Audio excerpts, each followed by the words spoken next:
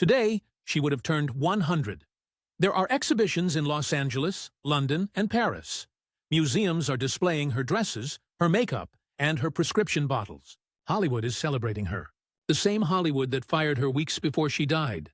The same system that passed her between powerful men like she was a prize to be won and a problem to be silenced when she became inconvenient. Today, they call her an icon. In 1962, they called her unstable. She was 36 years old when they found her body. And 64 years later, nobody can tell you exactly what happened that night. This is the story of Marilyn Monroe, not the one Hollywood tells the real one. Her real name was Norma Jeane Mortenson. She was born June 1st, 1926, in Los Angeles, to a mother who could not take care of her. She spent her childhood in foster homes, then an orphanage, then back to foster homes. By the time she was a teenager, she had never had a stable home, never had a parent who stayed, never had a childhood that felt like one. She started modeling at 19.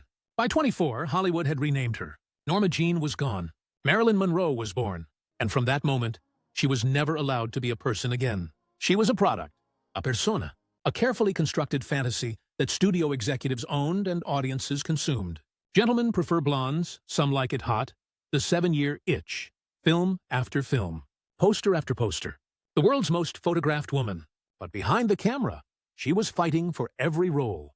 Battling studios for the right to be taken seriously, she started her own production company because nobody else would give her control.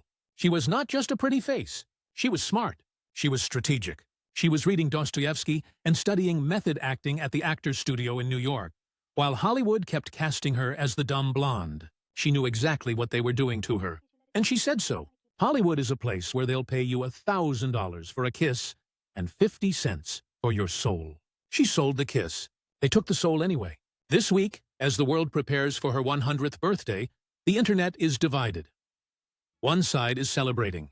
Fans are posting their favorite photos, their favorite films, their favorite quotes. She was the most human star who ever lived. One comment reads, "Nobody has ever looked at a camera the way she did, like she was both begging you to see her and terrified of what you might find."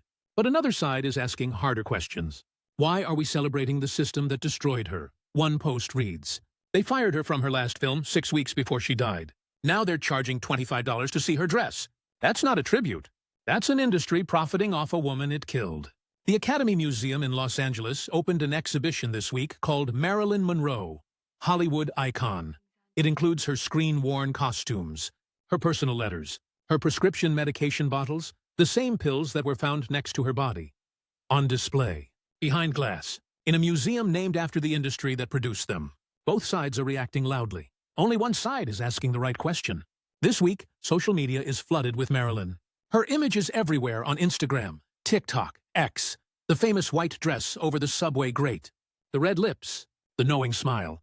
But alongside the celebrations, something darker is trending. A quote she actually said resurfaced everywhere this week. "I'm not interested in money. I just want to be wonderful." And below it are thousands of comments, mostly women, saying the same thing in different words. She just wanted to be seen as a human being. They wouldn't let her. Then there's the auction. Heritage Auctions is selling what they're calling Marilyn Monroe Unfiltered. Handwritten letters, watercolor paintings, and personal items that have never been bought or sold before. Private thoughts, private feelings, private pain, going to the highest bidder. On what would have been her 100th birthday, the internet has noticed, and the internet is not quiet about it. August 4th, 1962. Marilyn Monroe spent the afternoon with her psychiatrist, Dr. Ralph Greenson. By evening, she was alone in her bedroom at her Brentwood home. The last confirmed phone call came from Peter Lawford, actor and brother-in-law to President John F. Kennedy. Lawford later told authorities Monroe sounded drugged and distant. Her housekeeper found her body the next morning. Death ruled, probable suicide. Barbiturate overdose, case closed. Except it was never really closed, because the timeline doesn't add up. The coroner who performed the autopsy, Dr. Thomas Noguchi, admitted years later that he felt, and these are his words, "Must have some summation to the public, so public would not be constantly gossiping." Monroe kept what she called a red diary, filled with conversations she overheard. State secrets, things John F. Kennedy and Robert Kennedy told her during their time together. She was not just having affairs. She was, knowingly or not, sitting inside the most powerful conversations in America. And by the summer of 1962, she was furious. She had been passed between the brothers. She had been told to disappear quietly. She refused. According to Gianni Russo, actor and longtime Hollywood insider, Monroe was threatening a press conference. She wanted to tell the world everything she knew about both Kennedys, about what had been done to her. 3 weeks later, she was dead. The Los Angeles District Attorney's Office reviewed the case in 1982. Their conclusion: no evidence of foul play. The coroner had alarm bells. The diary was never found, and the last person known to have spoken to her was the president's brother-in-law. We are not saying she was murdered. We are saying the official story has never fully explained itself. And 64 years later, on the week of her 100th birthday, that silence is louder than ever. Today, she would have turned 100. They are displaying her dresses, her letters, her pill bottles. They are charging admission. They are calling it a celebration. But here is what a real celebration of Marilyn Monroe would look like.